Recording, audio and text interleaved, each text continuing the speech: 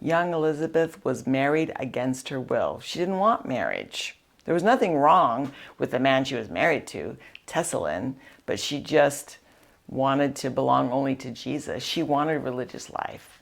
But this marriage was arranged. It was 11th century. It was France. It was the way things were done, and she didn't have a choice. But what a match. What a good match and a good marriage it ended up being. She became the mother of St Bernard of Clairvaux. She and Tessalin end up having 6 sons and 1 daughter. And it's an affluent life, but she lives very much in a simple, more monastic way, and that's the way she ran her household. She saw to the education of the children and raising them. She didn't get nursemaids or nannies.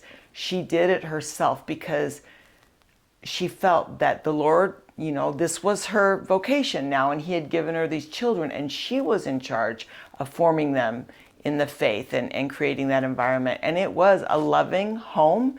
It would be, a domestic church, maybe a very good example of a domestic church. She was about 30 when Bernard was born. But during the pregnancy, she had a very disturbing, really frightful dream. And that dream was this, that she had in her womb a white dog, and it wouldn't quit barking. And so she's very disturbed about it, actually frightened, and she seeks out advice from a man who was very, very holy. He makes a prophecy that actually really comes true. Let me read it to you. It's very short. Fear nothing. You shall be mother of a child who, like a faithful dog, shall one day guard the house of the Lord and bark loudly against the enemies of faith. For he shall be an excellent preacher, and with his healing tongue he shall heal the wounds of many souls. Their position in life, she didn't gravitate towards fashion and entertaining. She minimized that as much as possible. And they did the works of mercy, and it was kind of a simple, happy, wonderful life. And Bernard needs to be educated, especially because of this prophecy. So in his teen years, he is sent to school, and he's away a lot during those times. But he and his mother had been very close, and she was like a mentor in the spiritual life for him, and he relied heavily upon her. So he comes home from school now. He's done for a while. I don't know all the details there, but he's just about 20 years old, and he's home for a few months. And during this time that he's home, the feast of St. Ambrose is just about to come. Now, every year on the Feast of St. Ambrose, it was special because there was a local parish or monastery or something was named after him. So Elizabeth always held a banquet in honor, festivities of St. Ambrose. And at this banquet, of course, her family would be there, but they would invite all the clergy from far and near to come. And so it was a wonderful time, and it was a yearly event.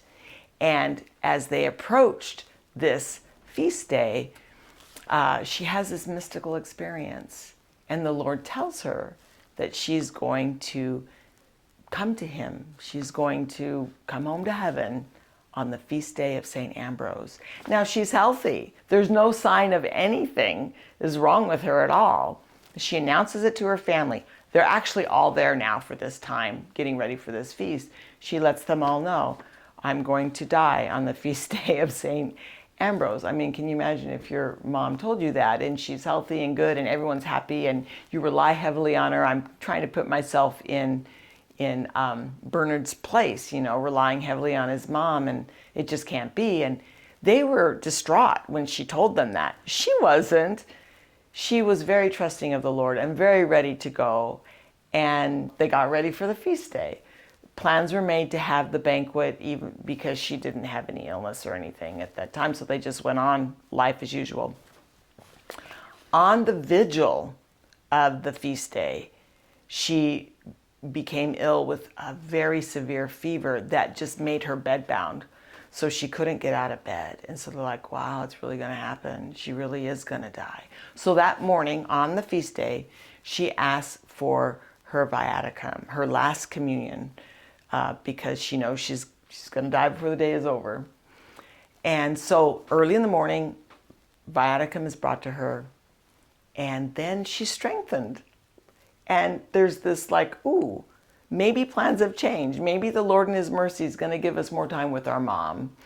I'm thinking that might be the view that her children had, or her husband. Maybe she's doing good. Maybe this isn't going to happen. Lord, please, because they were all praying. And well, maybe God's going to answer our prayers, and my mom's getting better. And so she gets better. So they start the preparations for the banquet, and they go ahead and call all the clergy in, and then she gets sick again, and she has to be in bed, and she does not sit down at the banquet. She doesn't join in. She's in bed. They have the banquet. When it's over, she requests that everyone, including all the clergy that are visiting, come to her bedroom, and everybody surrounds her bed, and she tells them, I will be dead very soon. It's imminent. And so they kneel down and begin to chant a chant to send a soul onto God. And when they get to the point where they send the soul onto God, she makes the sign of the cross and she breathes her last, and she dies. And that is, I hope that I know when I'm going to die. We like to live as if it's our last day. We want to be ready at all times. And a lot of people say, I want it by surprise. I don't want to know what's coming because I don't want to be upset or nervous or scared or whatever. But I really want to know. I hope that the Lord allows me to know, because who really is absolutely ready at every moment? We try, that's a goal, but it would be nice to know so you can make sure you're all taken care of before you go home to the Lord. But God in His mercy knows what He's doing. This death just really threw Bernard into a funk. A 5-year-long funk. He mourned. He had relied so much on her, so he went through extreme mourning. But his fervor, his zest for life, all his consolations from the Lord for having a mission and maybe knowing what the Lord wanted, all of that was just gone. He'd relied heavily on his mom for those things, and he missed her, but it was a time of aridity, very much a time of desolation, and it lasted many years. But he still functioned. He still went and searched. He contemplated their affluence. This was disturbing. He contemplated the affluence. He went to the Cistercians, and he visited the monastery and spoke with some of the monks and considered that. But nothing restored him. He was very wounded with her death, and he very much did not feel the presence of God to guide his life. But he did what he was supposed to, like he prayed and he considered everything and he pondered. Well, one day he's going to visit his brother, and he's on a horse. And interiorly, as if the Lord were speaking to him, came some Bible verses. Matthew 11, 28, 29, I think, verses 28 and 29. Come to me, all you who are heavy laden and heavy burdened, and I will give you rest. I know I don't have it quite right, but that verse came to him. And he probably read it many times and asked the Lord, I'm bringing my burdens to you, and I'm not feeling any relief here. But at that moment, he felt God's presence. And en route, on horseback, he stops at the closest church, and he goes in and he prostrates himself down and just weeps and cries. And here the Lord heals him and restores him and consoles him. And he gets up, and he's not only restored, but much more than that. He's full of fervor and love, and he's animated in a way by the Holy Spirit that he's never been before. And so, true to the prophecy, he decides then to go and become a Cistercian monk, and he's going to go to the monastery. But on his en route there, as a preparation, he brings 25 men with him. I mean, really. And 4 of them are his brothers. And so his love, his fervor, his healing, it heals others. You hear this saying, wounded people wound others. Well, healed people heal others. And that's exactly what he did. And he has the gift of preaching and the gift of insight and the gift of love. He had true affection and love for others. His detachment from the world didn't mean a detachment from love or even love from his mother, but he detached from needing her as his spiritual guide because now the Lord was guiding him in this other way. That kind of sets a trend for his life.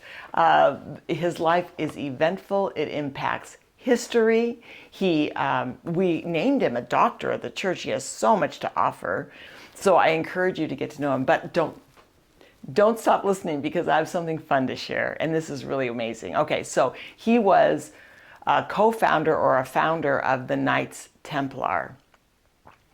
And what he did was he wanted to put together military enthusiasm with monastic fervor and put these two together. And that's the Knights Templar. And there's an oath they take. And I want to read the oath to you because there's parts of it that are just amazingly inspiring. Some of it's very sweet and some of it's kind of funny, but it's awesome. And they were so very on purpose for Jesus, both spiritually and physically, to defend with their sword. Let me read this to you.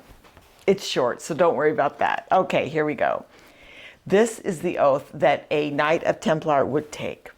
I swear that I will defend by my word, by my sword, by all means in my power, and even with my life, the mysteries of the faith, the 7 sacraments, the 14 articles of faith, the Apostles' Creed, the Creed of Athanasius, the Old and New Testaments, with the explanations of the Holy Fathers received by the Church, the unity of the divine nature, the Trinity of persons in God, the virginity of the Virgin Mary, before and after the birth of her Son. Furthermore, I promise obedience and submission to the Grand Master of the Order, according to the statutes of our blessed Father Bernard. I will go to fight beyond seas, as often as there shall be necessity. I will never fly before 3 infidels, even though I be alone. I'm going to stop here. He's never going to run away. When 3 infidels come at him, even if he's alone, he's not going to run. He's going to stand and fight. I just think that's awesome. They're giving, particulars here in this oath. I will observe perpetual chastity. I will aid by my sword, my arms, and my deeds all religious persons, and especially the abbots and religious of the Cistercian order, as our brothers and particular friends, with whom we are especially united. In witness whereof, I willingly swear that I will keep all these engagements, so help me God and his holy gospels. Is that not the best oath you've ever heard? That's just amazing. So I'm going to leave you with that. I hope that you befriend Bernard as somebody who you can go to, a saint in heaven who wants to help you, and also his mother, Elizabeth. Saint Bernard, pray for us.